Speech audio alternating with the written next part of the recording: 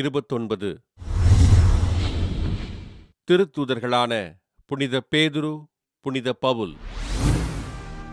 பெத்சாய்தா நகரில் பிறந்து கப்பர்நகூமில் குடியேறிய யோனா மற்றும் யோவன்னாவின் புதல்வரான புனித பேதுரு தன் சகோதரரான அந்திரேயாவின் மூலம் ஆண்டவர் இயேசுவை அறிந்து அவரது சீடரானார்.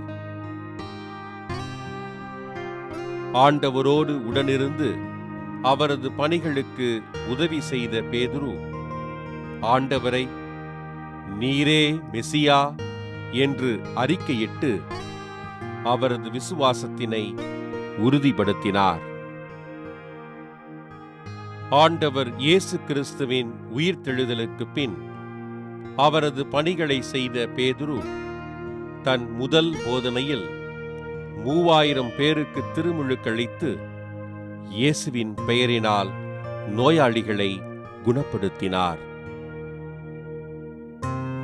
கடவுள் ஆள் பார்த்து செயல்படுவதில்லை என்று போதித்து மீட்பின் செய்தியினை அறிவித்த பேதுரு கிபி 67ஆம் ஆண்டு சிறையில் அடைக்கப்பட்டு சிலுவையில் தலைகீழாக அறையப்பட்டு மறைசாட்சியானார்.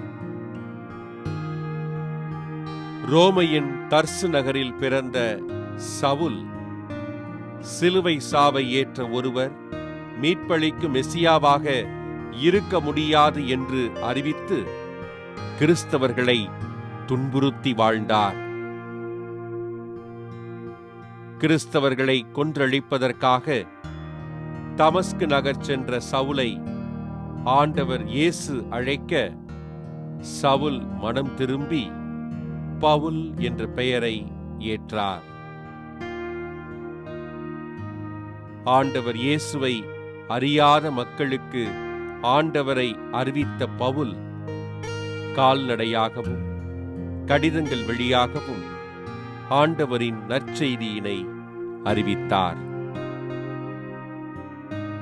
யூதரல்லாத புறவிடத்து மக்களும் மீட்படைய வேண்டும், அதற்கு இயேசுவை அறிந்து கொள்ள வேண்டும் என்று கடுமையாக உழைத்தார் புனித பவுல்.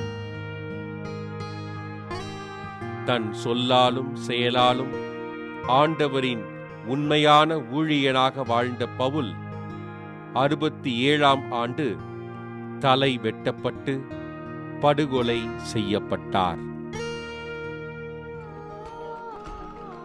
இரட்டை தூண்கள் என்று அழைக்கப்படும் திருத்தூதர்களான புனித பேதுரு, புனித பவுல் திருவிழாவினை கொண்டாடுகின்ற நாம் ஆண்டவரின் மறைபரப்பு பணிகளுக்காக உதவிகள் செய்து நமது திருச்சபைக்காக மன்றாடுவோம்.